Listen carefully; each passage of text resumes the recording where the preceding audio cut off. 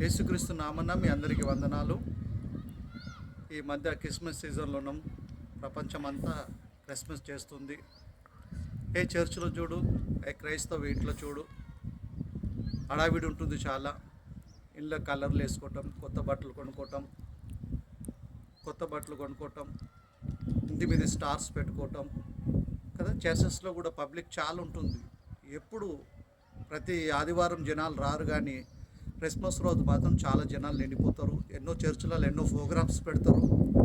Dance programme, అమ్మాయిలు అబ్బాయిలు pant షర్ట్లు వేసుకొని డ్యాన్స్లు ఆడటం, ఆత్మీయ వాతావరణము మనకు అనేక చర్చిలలో కనపడదు.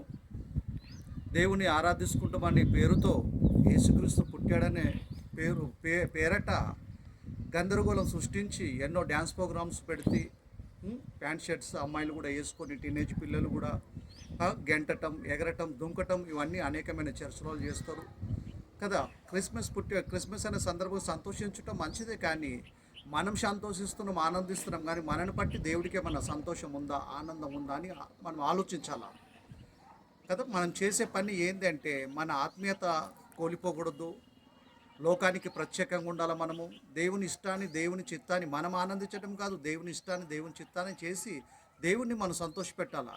యేసుక్రీస్తు మరణం, సమాధి, పునరుద్ధానాన్ని మనం ప్రకటించాలా. పాపం చేత, అపరాధం చేత చచ్చిపోయిన వారిని జీవవాక్యాన్ని అందించి సువార్తను ప్రకటించి వాళ్ళని బ్రతికించి దేవుణ్ణి సంతోషపెట్టాలా. యేసు ప్రభు కోసం దేవుడిచ్చిన స్టేట్మెంట్, ఈయన నా ప్రియ కుమారుడు, ఈయనందు నేను ఆనందిస్తున్నానని మత్తయి సువార్త 3:17 చెప్తాడు.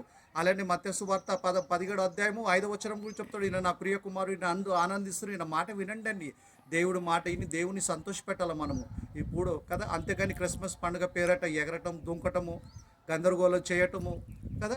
జనాలకి ఏం సమాచారం ఇస్తున్నాం? దీనివల్ల మనము సువార్తను ప్రకటించి దేవునికి మహిమార్థంగా మనం జీవించాలా. దేవుని ఇష్టాన్ని, దేవుని చిత్తాన్ని మన బ్రతుకాలంలో మనం చేయాలా. ఈ సమయాన్ని ఇచ్చిన దేవుడికి క్రీస్తు నామమున కృతజ్ఞతాస్తుతులు.